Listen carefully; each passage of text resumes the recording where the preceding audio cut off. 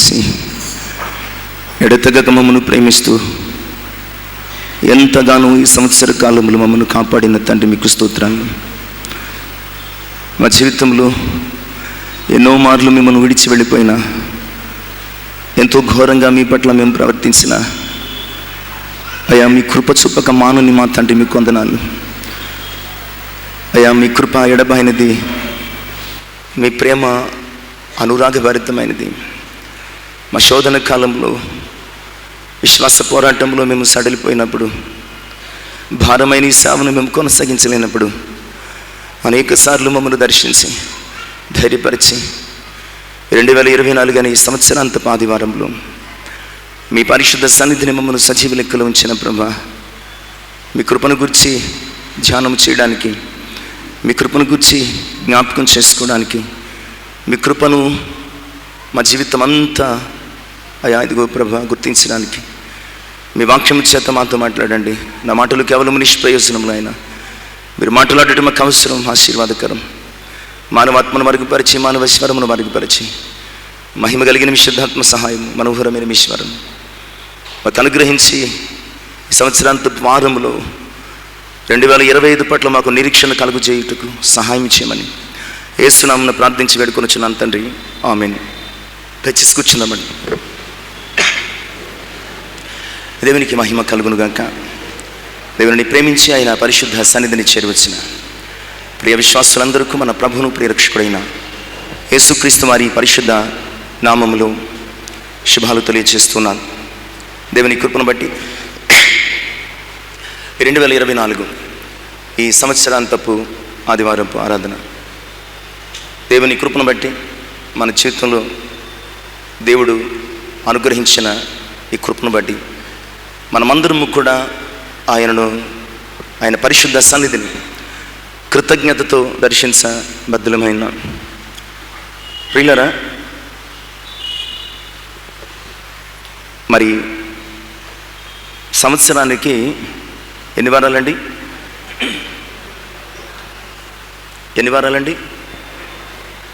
వెంటనే చాలా సింపుల్గా 52 వారాలు సంవత్సరానికి. 52 వారాలు అంటే మనము ఎక్కడున్నామంటే 52వ ఆదివారంలో మనం ఉన్నామన్నమాట అండి. 51 వారాలు దేవుడు తన కృప చేత మనల్ని కాపాడాడు, తన దయచేత మనల్ని దర్శించాడు.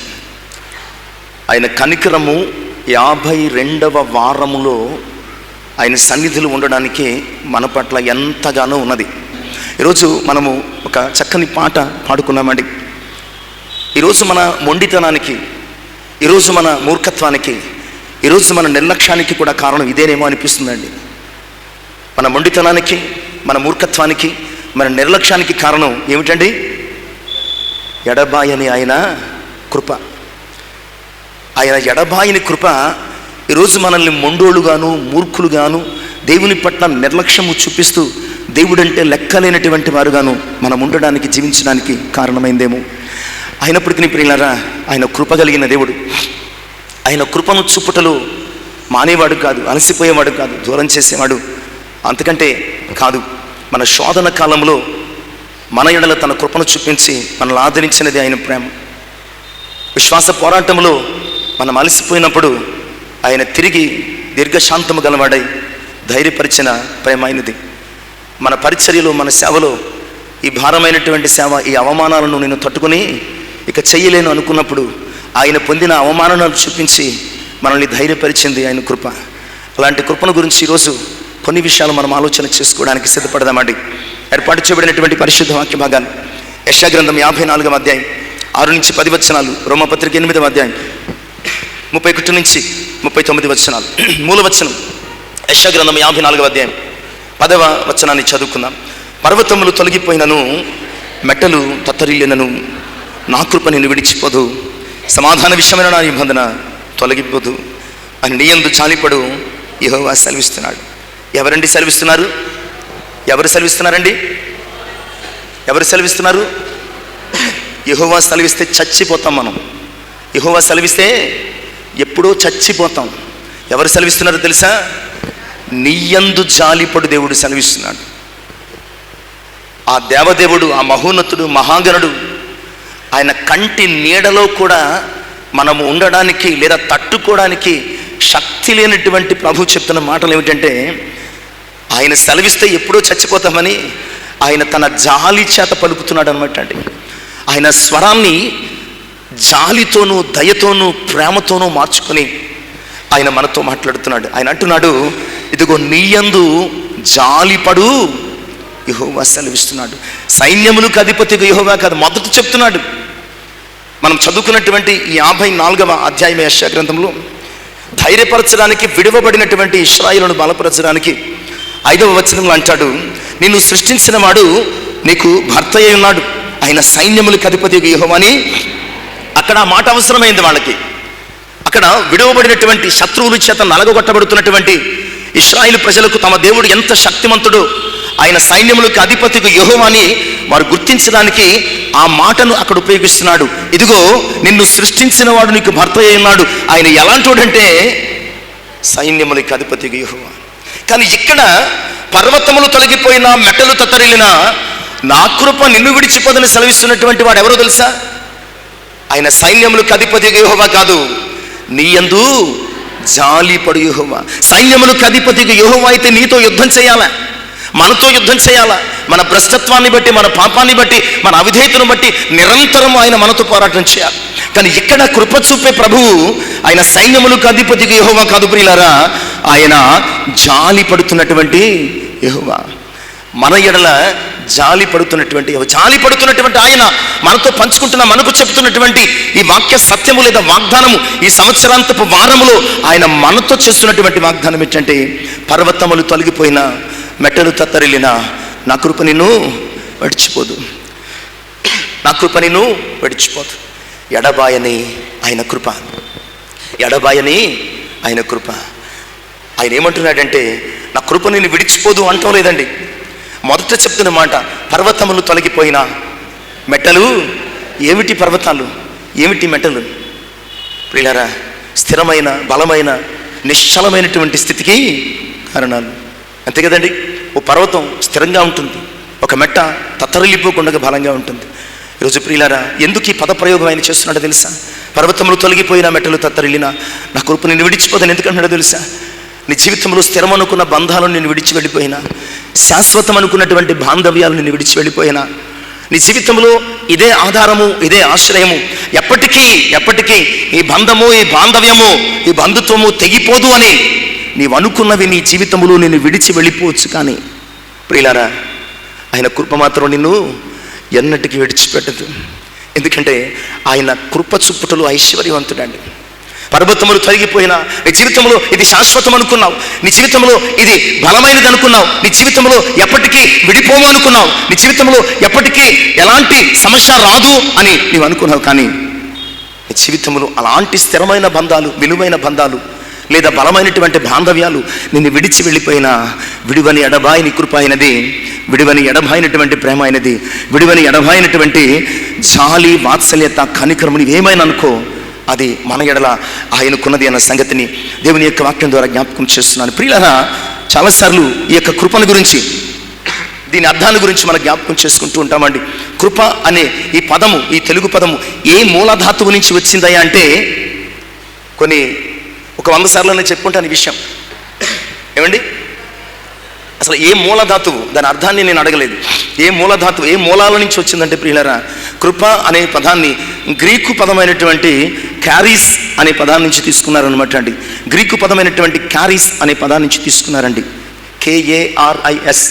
ప్రియులారా, దీనికి అసలైనటువంటి తెలుగు అర్థం ఏమిటంటే, ఇప్పుడు చెప్పినటువంటి అర్హత చూడనటువంటి ఈ లోకపు ప్రేమలు, ఈ లోకపు వాత్సల్యాలు, ఈ లోకపు జాలి, దయ, ఏదైనా సరే ప్రియులారా, దానికి సంబంధించిన ఏదైనా నీ అర్హతను చూస్తుంది, నీ యోగ్యతను చూస్తుంది, నీ ఐశ్వర్యాన్ని చూస్తుంది, నీ అందాన్ని చూస్తుంది, నీ బలాన్ని చూస్తుంది, లేదా నీకు సంబంధించినటువంటి ఏదో ఒక అసెట్ ఉంటుంది కదా.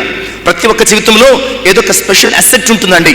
దానిని చూచి నిన్ను ప్రేమించవచ్చు, దానిని చూచి నీ ఎడల జాలి పడవచ్చు, దానిని చూచి నీ కొరకు తప్పించవచ్చు. కానీ ప్రియులారా, ఈ కృప ఎడబాయిని ఆయన కృప. ఇప్పుడు మనం పాడుకున్నామే, ఇప్పుడు మనం చదువుకున్నామే, ఇప్పుడు మనం ధ్యానం చేస్తున్నామే ప్రియులారా, ఆ ఆయన ఆ కృప మన జీవితంలో ఎలాంటి అర్హత చూడనటువంటి ప్రేమది, ఎలాంటి యోగ్యత చూడనటువంటి కనికరమైనది. నువ్వు ఎలాగున్నావు, ఏం చేస్తున్నావు, నీవు నా పట్ల నీవు ఆ భక్తి కలిగి ఉన్నావా, విశ్వాసం కలిగి ఉన్నావా, నన్ను గౌరవిస్తున్నావా అని ఏమీ కూడా పట్టించుకోదు, ఏమీ అడగదు ప్రియులారా. ఆయన కృపకు ప్రేమించడం మాత్రమే తెలుసు. ఆయన కృప శాశ్వతమైనది, ఆయన కృప సంపూర్ణమైనది, ఆయన కృప ఉత్తమమైనది. ఇలా చెప్పుకుంటే ప్రియులారా, ఆయన కృపను గురించి పరిశుద్ధ గ్రంథములు అనేక అంశాలు మనకి కనపడుతున్నాయండి. కనుక ఈరోజు 52వ వారములో ఉంటూ ఈ సంవత్సర కాలం ఆయన కృపను అనుభవించిన మనం ఒక్కసారి ఆయన కృపను జ్ఞాపకం చేసుకోకపోతే, ఆయన కృప పట్ల కృతజ్ఞత కలిగిన వారంగా జీవించకపోతే, మనము బ్రతుకున్నా చచ్చినా ఒకటే, మనము బ్రతికున్నా చచ్చినా ఒకటే. ప్రతి ఒక్క ప్రక్క వాళ్ళతో, ప్రతి ఒక్క బంధువులతో చిన్న సహాయాన్ని కూడా నీవు పొందుకుని థ్యాంక్స్ చెబుతూ కృతజ్ఞత కలిగి జీవిస్తున్న ఓ ప్రియ విశ్వాసి, ఇంతవరకు మరి ప్రత్యేకించి 2024 నీ కళ్ళ ఎదుట నీకంటే బలమైన వారు, విలువైన వారు, ఘనమైన వారు, ఐశ్వర్యవంతులు, జ్ఞానవంతులు కనుమరుగైపోయారు. ఈ సంవత్సరం డెత్స్ అన్ని కూడా చాలా విచిత్రంగా ఉన్నాయండి.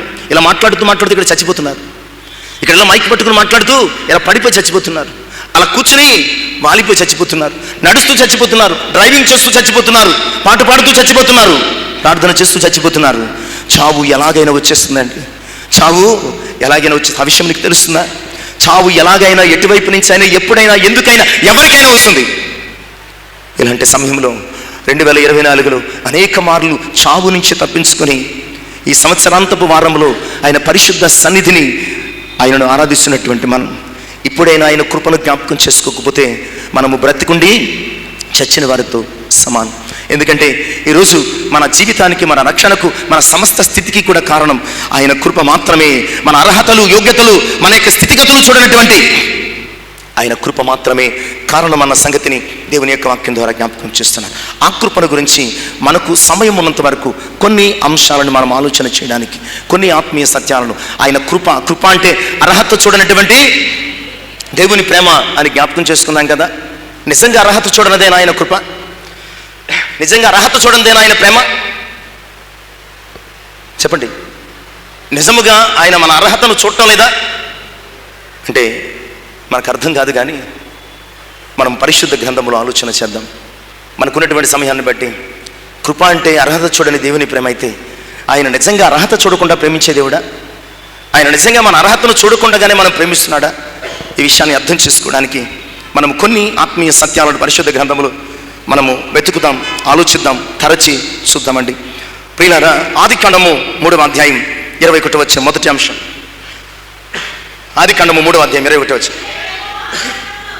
దేవుడైన యెహోవా ఆదామునకును అతని భార్యకును చర్మపు చొక్కాయలను చేయించి మనకి తొడిగించాను. చర్మపు చొక్కాయలను తొడిగించిన కృప అయింది. ఆయన కృప ఎలాంటిదండి? కొంచెం వింతగా ఉండొచ్చేమో. ఆయన కృప ఎలాంటిదండి? ఆయన కృప నీకు బట్టలేసింది. ఆయన కృప, పోనీ ఆ భాష పక్కన పెడదాం, కొంచెం కఠినంగా అర్థం చేసుకోవడానికి వీలుగా లేదేమో, కానీ మన ప్రస్తుత భాషలో ఆయన కృప ఏం చేస్తుందో తెలుసా? నీకు బట్టలేసింది. లేకపోతే నువ్వు ఎలాగుండేవాడు, నువ్వు ఎలాగుండేదాన్ని? అర్హత చూడనటువంటి ఆయన కృప నీకేమిచ్చిందో తెలుసా? నీకేం చేసిందో తెలుసా? దిగంబరులమైనటువంటి మనకే బట్టలేసింది. అయ్యో, దిగంబరులమా మనము? అవును, మన పాపము చేత, మన అపరాధము చేత మనము దిగంబరులంగా మారిపోయాం. ప్రియులరా, ఎలాగొచ్చింది దిగంబరత్వం అంటే? ప్రియులరా, దేవునికి నమ్మక ద్రోహం చేస్తే వచ్చింది, దేవుని మోసం చేస్తే వచ్చింది దిగంబరత్వం. దేవునికి వెన్నుపోటు పొడిస్తే వచ్చింది, దేవుని ఆజ్ఞను మీరితే వచ్చింది, దేవుని యొక్క చిత్తాన్ని అతిక్రమిస్తే వచ్చింది, దేవుడు తినవద్దన్న పండు తింటే వచ్చింది, చేయవద్దన్న పని చేస్తే వచ్చింది దిగంబరత్వం. ఈరోజు అలాగైతే ఎన్నిసార్లు ప్రతి క్షణము మనము దిగంబరులంగా ఉండాలి. ప్రతి క్షణం మనం ఎలా ఉండాలండి? బట్టలు లేకుండా ఉండాలి. ఎందుకంటే ప్రతి క్షణము ఆయనకు వ్యతిరేకంగానే జీవిస్తున్నాం, ప్రతి నిమిషము ఆయనకు ఆయాసకరంగానే బతుకుతున్నాం. కనుక ప్రతి క్షణము మన బట్టలను పోగొట్టుకుంటూ ఉండాలి, దిగంబర దేహాలతో బతుకుతూ ఉండాలి, సిగ్గుపడుతూ జీవిస్తూ ఉండాలి, అవమానకరమైనటువంటి బతుకులు బతుకుతూ ఉండాల్సినటువంటి మనకే ఆయన కృప ఏం చేసిందో తెలుసా? బట్టలు కప్పింది. మనం సిగ్గుపడకూడదని, మనం అవమానం పడకూడదని, మనం చచ్చిపోకూడదని ఆయన మనకు బట్టలు వేసాడండి. ఆయనకు మన బట్టలు వేశాడు. ఈరోజు బట్టలు తొడుక్కుని ఆయన కృపనే మరిచిపోతున్న బ్రతుకులు మనవి. సూటు బూటు వేసుకుని ఆయన కృపను మరిచిపోతున్నటువంటి బ్రతుకులు ఇవి ఆయన మనకు ధరింపజేశాడు. మరి ఇవి వేసుకున్నంతసేపు ఆయన కృపను మర్చిపోతే ఎలా? ఆయన కృపను మర్చిపోతే ఎలాగా? నువ్వు కట్టుకోవడానికి వస్త్రం ఇచ్చాడు, నువ్వు బతకడానికి మరింత శ్రేష్టమైనటువంటి యెషయాగ్రంథం 61వ అధ్యాయం 10వ వచనంలో చెప్పినట్లు, యెషయాగ్రంథం 61వ అధ్యాయం 10వ వచనంలో చెప్పినట్లు, రక్షణ వస్త్రమును నీతి అను పైబట్టను ధరింపచేశాడు. ప్రియులారా, ఈరోజు ఈ బట్టలు చూసి, ఈ సోకు చూసి మురిసిపోతున్నటువంటి ఓ ప్రియ విశ్వాసులారా, ఈ బట్టలు నీవి కావు, ఈ బట్టలు నీవి కావు. ఆయన ధరింపచేసే నీ జీవితంలోనికి వచ్చాయి. ఆయన కనికరిస్తే నీ స్థితిని చూసి ఆయన అసహించుకొనగా, ఆయన ప్రేమకు మనం అర్హులము కాదని తృణీకరించగా, ఆయన రక్షణ వస్త్రము మనకు ధరింపచేశాడు. ఇది కృప కాదా? ఇది కృప కాదా చెప్పండి. అందుకనే హోషేయ గ్రంథకర్త ప్రవక్త 3వ అధ్యాయం 2వ వచనపు చివరి భాగంలో ఒక చక్కని మాట మాట్లాడుతూ ఉంటాడండి. హోషేయ గ్రంథము 3వ అధ్యాయం 2వ వచనం చివరి భాగం. చదవండమ్మా. హోషేయ గ్రంథము 2వ అధ్యాయం 2వ వచనపు చివరి భాగం, 3వ అధ్యాయం, క్షమించండి, హబక్కూకు అండి, హబక్కూకు గ్రంథము 3వ అధ్యాయం 2వ వచనం. యెహోవా సంవత్సరములు జరుగుచుండగా నీ కార్యము నూతనపరచుము, సంవత్సరములు జరుగుచుండగా దానిని తెలియజేయము, కోపించుచునే వాత్సల్యమును హబక్కూకు అంటున్నాడండి. మనము పాపులమని తెలిసి, మన అపరాధములు చేసిన వారమని తెలిసి హబక్కూకు మాట్లాడుతున్న మాటలు ఏమిటో తెలుసా? దేవా, నా జీవితంలో సంవత్సరములు గడిచిపోతున్నాయ్యా. అసలు 2020 సంవత్సరంలోనే చచ్చిపోదును, 2021లో చాలా మందితో నేను కూడా గతించిపోదును. కానీ ఇప్పుడు నా జీవితంలో ఏమొచ్చింది? 2024 ముగిసిపోతుంది, 2025 రాబోతుంది. కోపించుచునే సంవత్సరములు జరుగుచుండగా, కోపించుచునే నీ వాత్సల్యము. ఏ ఆదాము అవ్వ మీద దేవుడు కోపించలేదా? కోపించాడు, దేవుడు కోపించాడు. అర్హత చూడని ఆయన ప్రేమే కృప అయితే కోపపడే హక్కు కూడా ఆయనకుంది. ఆయన కోపము చేత వారిని ప్రయాసకు శ్రమకు అప్పగించిన వారి జీవితంలో అర్హత లేనటువంటి వారిని ప్రేమించి వారికి రక్షణ వస్త్రాన్ని ధరింపు చేశాడు. లేదంటే తినుదినమున మీరు నిశ్చయముగా చచ్చెదరు. కానీ వారు చావకుండగా వారి కోసం ఒక గొర్రె పిల్లను, మేక పిల్లను ఆయన బలి ఇచ్చి, ఈరోజు మనం చావకుండగా ప్రియులారా, మన కొరకు నిర్దోషమైన నిష్కలంకమైనటువంటి దేవుని గొర్రె పిల్లగా ఆయన మరణించి మనకు ఆయన తన రక్షణ వస్త్రం. ఇంకో విషయం తెలుసా? మనకు రక్షణ వస్త్రాన్ని ఇవ్వడానికి కలువరిగిరిలో ఆయన వివస్త్రగా మారిపోయాడు అనమాట. ఆయన వస్త్రము మన మీద కప్పడానికి ఆయన తాను వస్త్రహీనుడు అయిపోయాడు. ఇది చాలదా నీ పట్ల ఆయనకున్నటువంటి కృపను జ్ఞాపకం చేసుకోవడానికి? 2వ అంశానికి నడిపించబడతాం ప్రియులారా. ఆదికాండం 32వ అధ్యాయం. అర్హత చూడని ఆయన ప్రేమ కృప అయితే దానిని గురించి మరొక అంశాన్ని జ్ఞాపకం చేద్దాం. ఆదికాండము 32వ అధ్యాయము 23-24 వచనాలు. 23-24 వచనాలు. యాకోబు వారిని తీసుకుని తనకు కలిగినదంతా పంపివేశాను. యాకోబు ఒక్కడ మిగిలిపోయాను, ఒక నరుడు తలవారు వరకు. చాలండి. యబ్బోకు రేవు దగ్గర యాకోబును దర్శించిన కృప. ఇందాకేం చెప్పామండి? ఈ అంశాలు చాలా జాగ్రత్తగా జ్ఞాపకం చేసుకోండి. మొదటిది, చర్మపు చొక్కాయలను తొడిగిన కృప. రెండవది, యబ్బోకు రేవు దగ్గర యాకోబును దర్శించిన కృప. పిల్లరా, నేను అనుకుంటాను ఆ రాత్రి దేవుడు యబ్బోకు రేవు దగ్గర దర్శించకపోతే సూర్యోదయాన్ని యాకోబు చూసే అవకాశం లేదు. ఈరోజు ప్రతి ఉదయము, ప్రతి సాయంకాలము, ప్రతి రాత్రి నిన్ను నన్ను ఆయన కృపచేత దర్శించకపోతే ఈ 52వ ఆదివారము మనం చూసేవారము ఖచ్చితంగా కాదు. ఈ విషయం యాకోబుకు అర్థమైంది, మారు మనస్సు పొందాడు. ఈ విషయం ఎప్పటికీ మనకు అర్థం కావటం లేదు. మార్పు కాదు కదా, కనీసం దేవుని మందిరానికి సమయానికి కూడా రాలేకపోతున్నాం. నేను సంఘముగా మిమ్మల్ని ఈ సంవత్సరాంతపు దినములలో 31 రాత్రి కానీ 1వ తారీఖు కానీ ఒకే ఒకటి అర్థిస్తూ ఉన్నాను. మీ లైఫ్లో ఒకే ఒక తీర్మానం చేసుకోండి, అది మీ లైఫ్ సక్సెస్కి కారణమవుతుంది. అయ్యా, ఇక నుంచి నేను రైట్ టైంకి నేను నీ సన్నిధిలో ఉంటాను. ఇదొక్కటి చాలు, మీరేం చేయండి, మీరు ఏమి చేయొద్దు దయచేసి.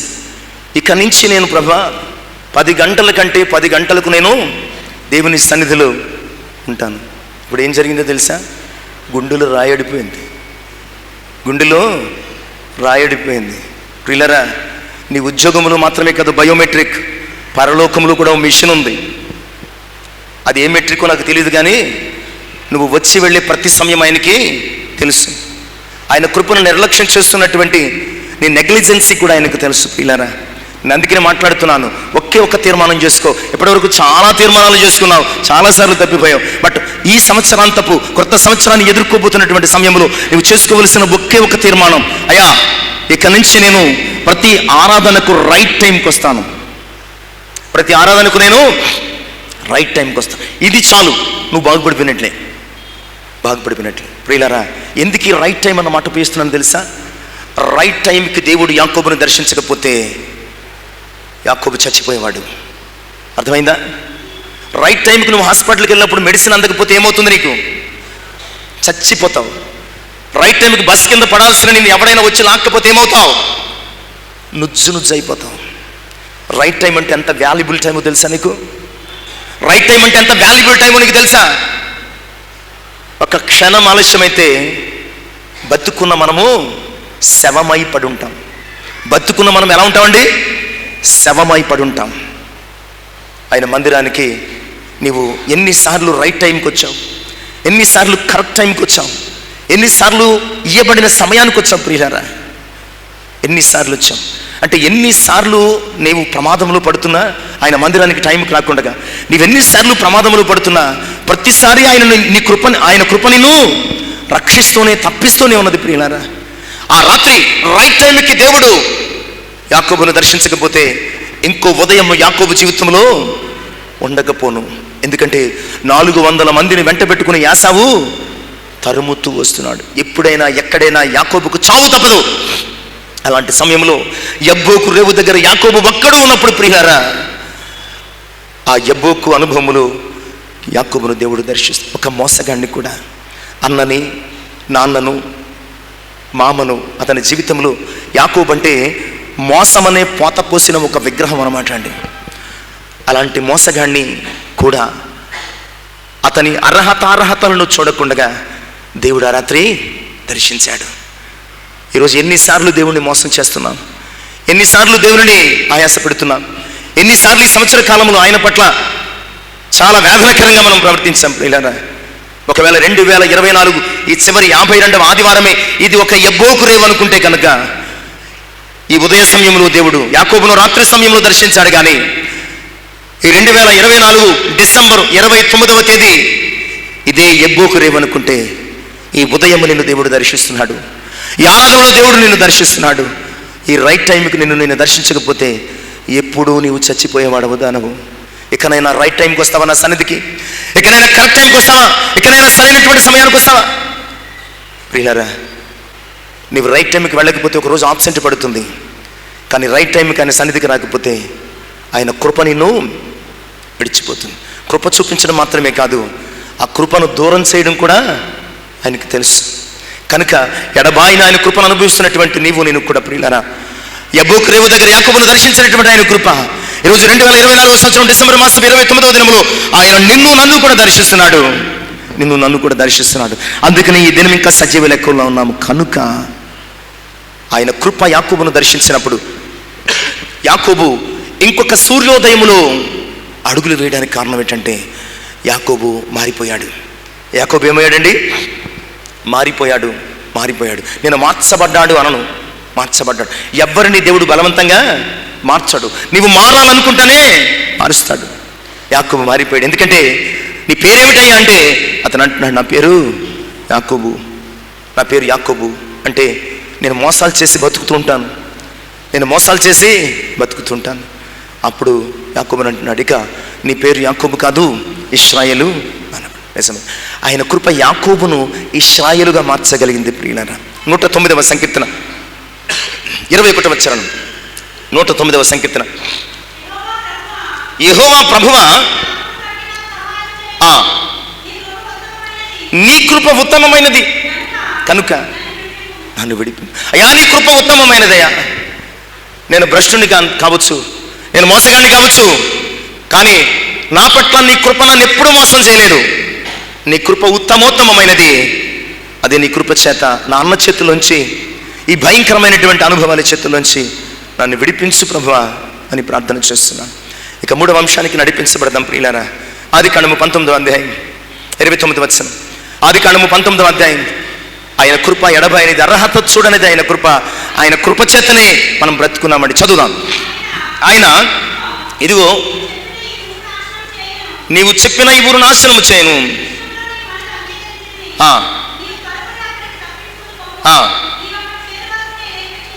నీవక్కడ చేయి వరకు నేనేమి కూడా చేయనని చెప్పాను. ఆదికాండము ఈ 19వ అధ్యాయం ప్రియులారా 29వ వచనాన్ని నేను చదవమన్నాను. దేవుడు ఆ మైదానపు పట్టణములను పాడు చేసినప్పుడు, దేవుడు అబ్రహామును జ్ఞాపకం చేసుకుని లోతు కాపురమున పట్టణము నాశనము చేసినప్పుడు, ఆ నాశన మధ్యమున లోతు నశించకుండా సొదొమ నాశనము నుంచి తప్పించిన దేవుని కృప. సొదొమ నాశనము నుంచి తప్పించిన మొదటి అంశం ఏంటండి? చర్మపు చొక్కాయలను తొడిగించింది ఆయన కృప. రెండవ అంశము, యబ్బోకులో యాకోబును దర్శించింది ఆయన కృప. సొదొమ నాశనము నుంచి తప్పించింది ఆయన కృప. సొదొమ నాశనము నుంచి తప్పించింది ఆయన కృప. ప్రియులారా, లోతు తన కన్నులకు నచ్చిన దాన్ని ఆశించి, తన భవిష్యత్తుకు మేలుకరమని భావించి, దేవుని చిత్తమును విడిచిపెట్టి, తన రక్త సంబంధిని కాదని స్వార్థముతో, మోసముతో, కుయుక్తితో పచ్చగా ఉన్నటువంటి యోర్దాను ప్రాంతంలో సొదొమలో వెళ్ళి కాపురం చేశాడు. వెళ్ళిన తర్వాత కానీ తెలియలేదు అది భయంకరమైనటువంటి ఊరని, పట్టణమని. వెళ్ళిన తర్వాత బయటకు వచ్చే అవకాశం కూడా లేదు. ఒక రోజున సొదొమ పాపము ఘోరముగా ఉండడం చేత దేవుడు సొదొమ పట్టణాన్ని నాశనం చేయడానికి సిద్ధపడ్డాడు. అబ్రహాము దేవుని ఎదుట నిలిచి లోతు పక్షంగా విజ్ఞాపన చేశాడు. అయితే దేవుడు లోతు కొరకు దేవదూతలను పంపించి అతనిని బయటికి నడిపించాడు. ఆ రోజు సొదొమ మీద అగ్ని గంధకములు కురుస్తున్నప్పుడు ప్రియులారా, లోతును మాత్రము దేవుడు వెలుపలికి రప్పించి సురక్షితమైనటువంటి ప్రదేశానికి నడిపించాడు. నిజానికి లోతుకు ఆ అర్హత ఉందా? నిజానికి లేదు. లోతుకు అర్హత లేదు. పోరులే వెళ్ళాడు. వెళ్ళిన తర్వాత ఇది నేను ఉండకూడని ప్రదేశం అని వెనక్కి వచ్చాడా? రాలేదు. ఆ పట్టణపు గవిని దగ్గర ఆ పెద్దలతో కూర్చుండి పెద్దరికాన్ని వ్యవహరిస్తూ ఉన్నాడు. ఆ సొదొమ వాసులతో అతడు స్నేహాలు, బంధుత్వాలు, బాంధవ్యాలు ఏర్పాటు చేసుకుని దేవుని కృపను మర్చిపోయాడు. అలాంటి మరిచిపోయినటువంటి, ఆయన కృపను మరిచిపోయినటువంటి లోతుని ప్రియులారా, సొదొమలో నాశనం అయిపోకుండా ఆ సొదొమ ఉగ్రత నుంచి, ఆ నాశనం నుంచి, అగ్ని గంధకముల నుంచి తప్పించింది ఆయన కృప. నిజమే ప్రియులారా, చాలాసార్లు మనము నాశనకరమైన మార్గాలు ఎంచుకున్నప్పుడు, నాశన కూపాలలో పడిపోయినప్పుడు ప్రియులారా, ఎవ్వరూ మనకు సహాయం చేయలేనప్పుడు, వాడి కర్మ వాడు అనుభవించలేని ఉద్దేశించినప్పుడు ప్రియులారా, సొదొమ నాశనము నుంచి లోతును తప్పించిన దేవుడు మన అర్హతను చూడకుండా, మనము తప్పు చేశామను, మనం అపరాధము చేశామను, ఆయనకు ఆయాసకరంగా ప్రవర్తించామను, ఆయన మనల్ని ఈసడించుకోకుండా, సహించుకోకుండా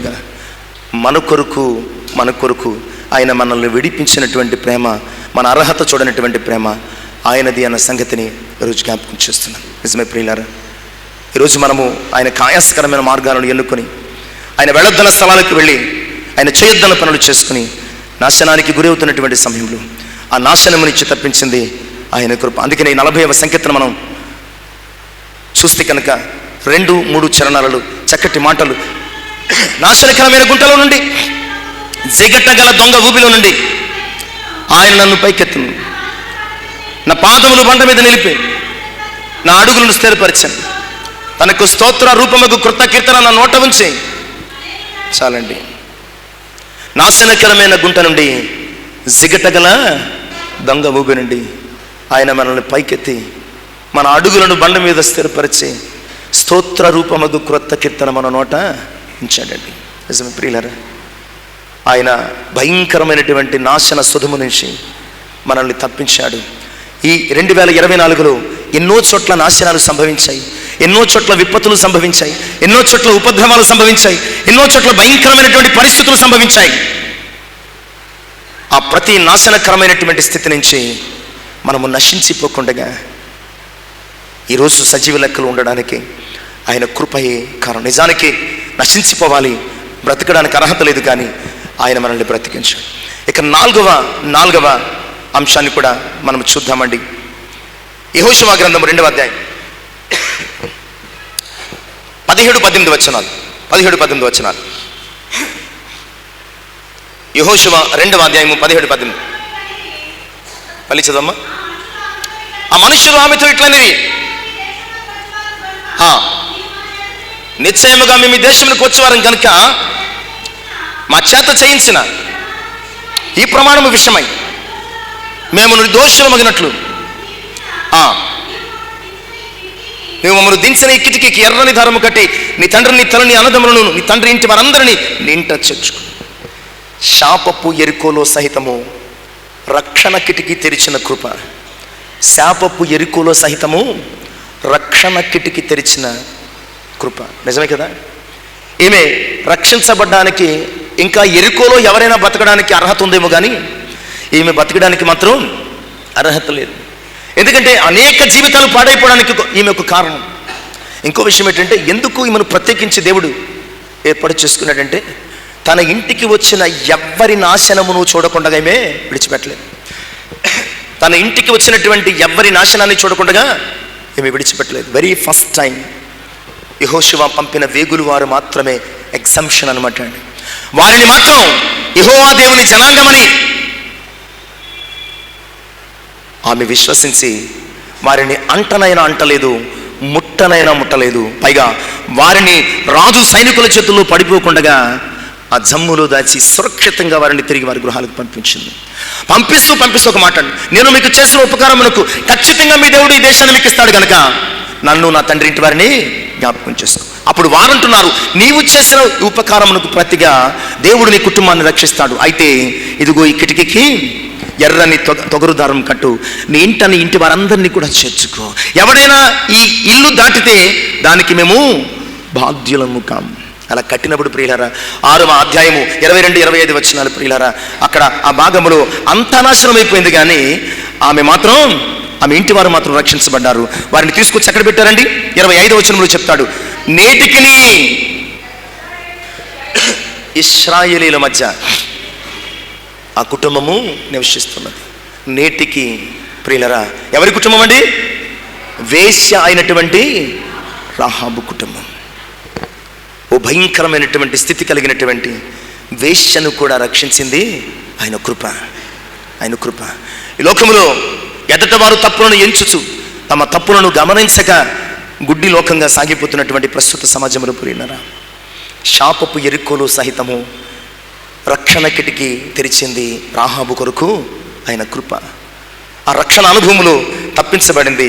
ఈరోజు మనము కూడా ఈ శాపపు సంవత్సరమును, ఎందుకంటే చాలామందికి సంవత్సరం ఏమైందో తెలుసా అండి? శాపంగా మారింది. తమ ప్రియులను పోగొట్టుకున్నారు, తమ సొంత వారిని పోగొట్టుకున్నారు, కొంతమంది అవయవాలను పోగొట్టుకున్నారు, కొంతమంది చాలా పోగొట్టుకున్నారు. ప్రియులారా, చాలామంది జీవితాల్లో అడిగితే తెలుస్తుంది, అయ్యో 2024 నాకు చాలా బ్యాడ్ ఇయర్ అండి, నాకు చాలా బ్యాడ్ ఇయర్, నేను చాలా లాస్ అయ్యాను. అని ఈరోజు చాలామందికి బ్యాడ్ ఇయర్, బట్ నీకు మాత్రం ఆయన ఆశీర్వాదకరంగా మార్చాడు కదా. ఇది నీ అర్హత చూసింది కాదు, శాపపు ఎరికోలో రక్షణ కిటికీ తెరిచింది ఆయన కృప. ఈరోజు ఆయన కృప చేతనే మనం ఇంకా రక్షణ అనుభవములు కొనసాగగలుగుతున్నాం. ఇక 5వ అంశం కూడా చూద్దామండి. ఆదికాండం 21వ అధ్యాయం 14-20 వచనాలు. ఆదికాండం 21వ అధ్యాయం చదవాల్సిన అవసరం లేదండి. చాలాసార్లు హాగరు ఆమె కుమారుని గురించి ఆలోచన చేస్తాం. హాగరు భర్తకు తనను ఇచ్చినటువంటి సారా హాగరును పంపేమంది. కాపురం చేసినటువంటి భర్త దేవుడు చెప్పాడు పంపే అంటే, మారు మాట్లాడకుండా కొంచెం ఆహారము ఒక నెల తిత్తి చంకలో పెట్టి పంపించేసాడు. అవసరం తీరే వరకు సారా వాడుకుందేమో నాకు తెలీదు. ఇక అవకాశము లేదని అబ్రహాము వదులుకున్నాడేమో అది తెలియదు. బట్ ఈమె బెయేర్షెబా అరణ్యములో తన పిల్లోడిని ఎత్తుకుని అటు ఇటు తిరుగుతుంది. కాసేపటికి నీళ్ళ తిత్తులో నీళ్ళు అయిపోయాయి. పిల్లోడు గుక్క పెట్టి ఏడుస్తున్నాడు. భయంకరమైన ఎడారి ఎండ. ఎటు చూసిన ఆశ లేనటువంటి నిరాశ జీవితం. ఎటు చూసిన ఇసుక తప్ప ఎలాంటి ఆశ లేదు. పిల్లవాడిని ఒక చిన్న పొద ఉంటే ఏముంటాయండి? ఎడారులు పొదలే ఉంటాయి. బ్రహ్మచముడి పొదలోని ముళ్ళ పొదలు ఉంటాయి. అవి నీడిచ్చేవి కాదు. ఆ కాస్త నీడలోని పిల్లాడిని పడేసి వింటి వేత దూరం వెళ్ళి ఆమె ఈ పిల్లవాడిని చావు ఆమె అనుకుంది, ఈ పిల్లోడు ఈరోజు ఖచ్చితంగా చచ్చిపోతాడు. దేవుని కృప అంటుంది, ఇతన్ని గొప్ప జనాంగంగా చేస్తాను. ఆమె అనుకుంది, ఈ పిల్లవాడు నీళ్లు లేక ఈ ఎడారిలో ఎండకు గొంతారిపోయి తడారిపోయిన బతుకులో ఖచ్చితంగా చచ్చిపోతాడు. దేవుడు అంటున్నాడు, ఈ పిల్లోడు నేను గొప్ప జనాంగంగా చేస్తాను. చాలామంది సంవత్సరంలో నీ పని అయిపోయిందని అనుకోవచ్చు, నీ జీవితం ముగిసిపోయింది, ఈమె ఈడు ఎలాగూ పైకి వస్తాడు అని అనుకోవచ్చు. కానీ ఆయన కృప మాత్రం ఎడారి బ్రతుకులు సెలయేళ్ల వంటి ఆయన ప్రేమ చేత నిన్ను బ్రతికించింది. నీ ఎడారి జీవితంలో, ఎండిపోయిన బతుకులో, నీ వనరులు ముగిసిపోయినటువంటి నీ జీవితంలో ఆయన కృపే నీకు వనరై, ఆయన కృపే నీకు వనరై నీకు జీవజలమునిచ్చి నిన్ను బ్రతికించింది. ప్రియులారా, ఆమెను చూస్తున్నాడు, వెళ్ళు నీ కుమారునికి ఆ నీళ్లు తాగించు. అంతసేపు అక్కడే ఉంది, ఆ నీటి బుట్ట కనిపించలేదు. కానీ ప్రభు కనులు తెరిచినప్పుడు ఆ నీటి బుట్టను చూసింది. ఆమె తమ కుమారుని బ్రతికించుకుంది. ఈ సంవత్సరాంతపు వారములోనైనా ఇప్పటికైనా ఆయన కృపాభరితమైనటువంటి నీటి ఊటలను నీవు కనులు తెరిచి చూడగలిగితే కనుక ఇంకో సంవత్సరం నీ కృప, నీ జీవితంలో ఆయన కృప ఎక్స్టెండ్ అవుతుంది, కొనసాగింపబడుతుంది అన్న సంగతిని జ్ఞాపకం చేస్తున్నాను. నీవు కనులు తెరిచి ఆయన కృపాభరితమైనటువంటి జీవమగల నీటి ఊటలను చూడు. అవి నిన్ను బ్రతికించగలుగుతాయి, అవి నీ నిరీక్షణకు ఆధారములవుతాయన్న సంగతిని మొత్తం జ్ఞాపకం. 90వ సంకీర్తన 14లో అదే విషయాన్ని అంటాడండి. 90వ సంకీర్తన 14వ చరణంలో దైవజనుడైనటువంటి మోషే రాసిన కీర్తనలు ఈ చక్కటి మాట చదువుకుని ముందుకు వెళ్దాం. అమ్మా, ఉదయమున నీ కృపతో మమ్మను తృప్తిపరచు. చాలండి, ఉదయమున నీ కృపతో నన్ను తృప్తిపరచు. ఆయన కృప హాగరును ఆమె కుమారుణ్ణి తృప్తిపరచింది. ఇక 6వ అంశం చూద్దామండి. లూకాసువార్త 15వ అధ్యాయం 13వ వచనము 20వ వచనము. లూకాసువార్త 15వ అధ్యాయం 13వ వచనము 20వ వచనం. కొన్ని దినములైన తర్వాత ఆ చిన్న కుమారుడు సమస్తమును కూర్చుకొని దూరదేశములకు ప్రయాణం అయిపోయి అక్కడ తన ఆస్తిని దుర్వ్యాపారం వలన పాడు చేసెను. 20వ వచనం చదవండి అమ్మిస్తాను. వాడు ఇంకా దూరముగా ఉన్నప్పుడు తండ్రి వారిని చూసి కనికరపడి పరిగెత్తి వాడి మేడ మీద పడి ముద్దు పెట్టుకుని, నీవు దూరమైన నీకు దూరం అవ్వనిది ఆయన కృప. నీవు దూరమైపోయినా నీకు దూరము కానిది ఆయన కృప. ఎవరండి దూరం అయిపోయారు? ఎవరండి దూరం అయిపోయారు? ఎవరండి దూరం అయిపోయారు? మనము దూరం అయ్యాం. ఎప్పుడు చూసినా ఎదుటోడి మీద నిందలు వేయడమే మన బతుకు మనం చూసుకోం. ఎప్పుడు చూసినా వాడు దూరం అయిపోయి వీడు దూరం. నువ్వు ఎప్పుడూ దూరం అయిపోయావు, నీకు తెలియదు. ఎప్పుడు అలా విమర్శించడం ప్రారంభించావో నువ్వు ఎప్పుడూ దూరం అయిపోయావు. ఎప్పుడు చూసినా వాడు దూరం అయిపోయాడు, వీడు దూరం అయిపోయాడు. నువ్వు ఎప్పుడు ఈ మదాలు పలుకు, ఈ భాష ఎప్పుడు పలికావో అసలు నువ్వు దూరం అయిపోయావు అన్నమాట దేవునికి. ఇక్కడ దూరం అయిపోయినాడు ఎవడు అసలని? పెద్ద కుమారుడు దూరం అయిపోయాడు, చిన్న కుమారుడు కాదు. కానీ మనకు అర్థం కావడానికి చిన్న కుమారుడు వెళ్ళిపోయాడు. ఫిజికల్గా చిన్న కుమారుడు దూరం అయ్యాడు, కానీ స్పిరిచువల్గా పెద్ద కుమారుడు దూరం అయిపోయాడు. వాడు వీడు దూరం అయిపోయాడని నువ్వు అనుకుంటున్నావేమో, స్పిరిచువల్గా నీవు నిజంగా ఆయనకు దూరంగా ఉన్నావు, నిజంగా దూరంగా బతుకుతున్నావు. ఆ విషయాన్ని గమనిస్తే కనుక నీ జీవితం చాలా ఆశీర్వాదకరం. ఇక్కడ దూరదేశానికి వెళ్ళిపోయాడండి, దూరదేశానికి వెళ్ళిపోయాడు. ఫిజికల్గా తండ్రికి దూరంగా ఉన్నాడు, కానీ కష్టం వచ్చినప్పుడు తనకి ఎవరు గుర్తొచ్చారండి? తండ్రి గుర్తొచ్చాడు. మెంటల్గా తండ్రి అతన్ని వెంటాడుతూనే ఉన్నాడు. తన మనసులో తండ్రి ఆయన ప్రేమ, ఆయన కృప వెంటాడుతూనే ఉన్నది. అందుకనే కష్టకాలములో అనుకుంటున్నాడు, ఇలాగూ నా తండ్రి ఇంట కూలివాండ్రకు సైతము సమృద్ధిగా. మనస్సులో ఆయన ప్రేమ గుర్తు లేకపోతే ఈ మాటలు అతడు పలకలేడండి. ఈ చిన్న కుమారుడి మనస్సులో ఆ తండ్రి ప్రేమ జ్ఞాపకం లేకపోతే, ఆ తండ్రి కృప జ్ఞాపకం. అర్హత లేని కూలోళ్ళు కూడా అన్నం పెడుతున్నాడండి మా తండ్రి. అర్హత లేని కూలోళ్ళు కూడా నా తండ్రి అన్నం పెడుతున్నాడు. నాకు పెట్టడా? ప్రియులారా, అతడు ఫిజికల్గా దూరం అయ్యాడు, కానీ కష్టకాలములో తండ్రి జ్ఞాపకం వచ్చాడు. ఆయన ప్రేమ జ్ఞాపకం వచ్చింది, ఆయన కృప జ్ఞాపకం వచ్చింది. నా తండ్రి ఎంత ప్రేమ కలిగిన వాడు.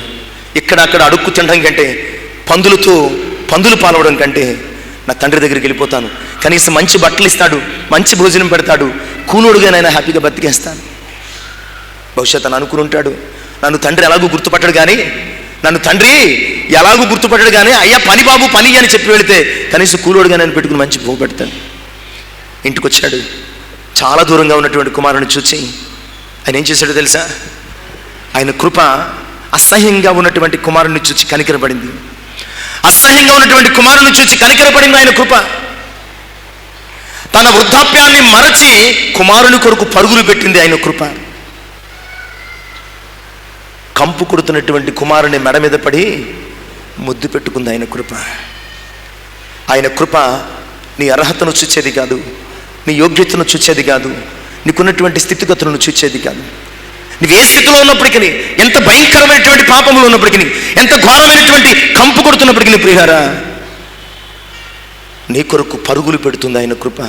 నిన్ను కౌగులించుకుని ముద్దు పెడుతుంది ఆయన కృప. ప్రియారా, నీవు దూరమైనా నీకెప్పుడు దూరం కాలేదైనా కృప. నీవు దూరం అయిపోయావేమో, కానీ ఆయన కృప ఎప్పుడు కూడా నేను వెన్నంటే ఉంది. దినవృత్తాంతముల మొదటి గ్రంథం 17వ అధ్యాయం 13వ వచనం. దినవృత్తాంతంలో మొదటి గ్రంథం 17వ అధ్యాయం 13వ వచనం. నేను అతనికి తండ్రినైందును, అతడు నాకు కుమారుడైండును. నీకంటే ముందుగా ఉన్నవానికి నా కృపను నేను చూపక మానినట్లు నేనతనికి నా కృప చూపక మానను. దావీదు గురించి మాట్లాడుతున్నాడు. నేను అతనికి నా కృప చూపక మానను. నేను నా హృదయానుసారుడైనటువంటి దావీదుకు నా కృప చూపక మానను. నిజమే ప్రియులారా, బాధ పెట్టాడని, గాయపరిచాడని, దూరం వెళ్ళిపోయాడని, అవమానించాడని, దుఃఖపరిచాడని కుమారుని పట్ల తండ్రి కృపను చూపక మానాడా? మానలేదు. ఆ కుమారుని పట్ల కృప కలిగిన వాడి కుమారుని యొక్క అర్హతలను, యోగ్యతలను చూడకుండగా కనికరపడి పరుగు పెట్టి మన మీద పడి ముద్దు పెట్టుకున్నది ఆయన కృప. ఇది కుమారుని అర్హతను బట్టి కాదు, ఆ తండ్రి ప్రేమను బట్టి మాత్రమే. ఇక చివరి అంశం చూద్దామండి. మరణంలో కూడా మరువని ఆయన కృప. లూకాసువార్త 23వ అధ్యాయం 42-43. లూకాసువార్త 23వ అధ్యాయం 42-43. మరణంలో కూడా మరువనిది ఆయన కృప. యేసు, నీవు నీ రాజ్యముతో వచ్చినప్పుడు నన్ను జ్ఞాపకము చేసుకోమని అతడు ప్రార్థించినప్పుడు ఆయన అంటున్నాడు, నేడు నీవు నాతో కూడా పరదేశులు ఉండు. నేడు నీవు నాతో కూడా పరదేశులు ఉండు. పిల్లరా, చివరికి మరణములో కూడా ఆయన కృప విడిచిపెట్టలేదు. పైగా మరణము నుంచి జీవములోనికి దాటించింది ఆయన కృప. ఆ దొంగను, మరణమునకు పాత్రుడైన, నరకానికి యోగ్యుడైనటువంటి ఆ దొంగను అర్హత చూడనటువంటి ఆయన కృప ఏం చేసిందంటే మరణములోంచి జీవములోనికి దాటించింది. అందుకని ఆయన అన్నాడు, నేడు నీవు నాతో కూడా పరదేశంలో ఉంది. నిజమే ప్రియులారా, ఆయన కృప 2024 నుంచి 2025లోనికి నిన్ను దాటించబోతుంది. 2024 ఎన్నో మరణాలు నీ మీద నుంచి, నీ పక్క నుంచి, నీ క్రింద నుంచి, నీ జీవితంలోంచి దొరిలిపోయాయి. అలాంటి మరణకరమైనటువంటి అనుభవంలో కూడా ఆయన కృప నిన్ను ఈ రోజుకు బతికిస్తుంది, ఇకను బతికిస్తుంది. ఆయన అంటున్నాడు, మరణకరమైన 2024 నుంచి నిన్ను జీవదాయకమైనటువంటి 2025కు దాటించబోతున్నాను. ఇలా పలికినటువంటి ఆయన కృప నీకు జ్ఞాపకం ఉందా ప్రియులారా? ఆయన కృప నీ అర్హతను చూచి, నీ గొప్పతనాన్ని చూచి, నీ భక్తిని చూచి, నీ విశ్వాసాన్ని చూచి ఇంకో సంవత్సరం ఇయ్యడానికి ఇష్టపడటం లేదు. అర్హత లేని నిన్ను నన్ను ప్రేమించి ఆయన మనకు ఇంకొక సంవత్సరం ఇయ్యడానికి సిద్ధపడుతున్నాడు. ఆయన అంటున్నాడు, చివరిగా మనం చదువుకుందాం, ముగించుకుందాం. యెషయా గ్రంథం 54వ అధ్యాయం 7-8 వచనాలు. నిమిష మాత్రము నిన్ను విసర్జించితిని, గొప్ప వాత్సల్యముతో నేను సమకూర్చెదను. మహోద్రేకము కలిగి నిమిష మాత్రము నీకు విముఖుడనైతిని, నిత్యమైన కృపతో నీకు వాత్సల్యత చూపుదును అని నీ విమోచకుడు ఆయన యెహోవా. ఆయన ఎంత చక్కటి పదాలు పరిశుద్ధాత్మ ద్వారా మాట్లాడుతున్నాడో చూశానండి. మొదట మనము ఆ 5వ వచనంలో ఏమనుకున్నాం? ఎవ్వరూ లేనటువంటి ఇశ్రాయేలు ప్రజలకు ఆయన నేనున్నాను చెప్తున్నాడు. ఎవ్వరూ లేని ఇశ్రాయేలు ప్రజలకు నేనున్నాను చెప్పడానికి ఆయన ఏమన్నాడు తెలుసా? ఏమన్నాడండి? సైన్యములకు అధిపత్యగు యెహోవా అన్నాడు. నా కృప నిన్ను విడిచిపోదయ్యా, నీవు నిజానికి అర్హుడవు కాదు 2025 చూడడానికి. మనం నిజానికి యోగ్యత లేని వారము ఇంకో సంవత్సరం పొందుకోవడానికి. అయినా అంటున్నాడండి ప్రియులారా, పర్వతములు తొలగిపోయినా, మెట్టలు తత్తరిల్లినా నా కృప నిన్ను విడిచిపోదు అని నీ యందు జాలిపడు యెహోవా. ఇక్కడ మళ్ళా ఇంకో మాట చెప్తున్నాడు అండి ప్రియులారా, నిమిషం మాత్రం నిన్ను విసర్జించి తిని గొప్ప వాత్సల్యత చేత సమకూర్చదును. అంతకు మించి ఉండలేకపోయేటండి మనల్ని విడిచి. దేవుడు నిమిషం మించి మనల్ని విడిచి ఉండలేకపోయేటండి, అంత ప్రేమ అయింది. నిమిషము విడిచి నీ పట్ల కోపాన్ని చూపించలేకపోయానయ్యా, పోలే ఆ నిమిషంలో చెదిరిపోయిన నీ బతుకును తిరిగి గొప్ప వాత్సల్యత చేత సమకూరుస్తాను. చాలా కోపం వచ్చింది, నిమిషం మాత్రమే నీకు విముఖండి అయ్యాను, మళ్ళా నిన్ను చూడకుండా ఉండలేకపోయాను. ఆయన ఎంత బాగా చెప్తున్నాడు చూసారండి. నిమిషం మాత్రము మహోద్రేకము కలిగి నిన్ను చూడలేదు, వెనక్కి తిరిగేశాను, మరలా నిత్యమైన కృప చేత నీకు వాత్సల్యం చూపుతాను అని అని నీ మరణము నుంచి, నీ పాపము నుంచి, నీ శాపము నుంచి నిన్ను విమోచించినటువంటి నీ విమోచకుడుగు యెహోవా.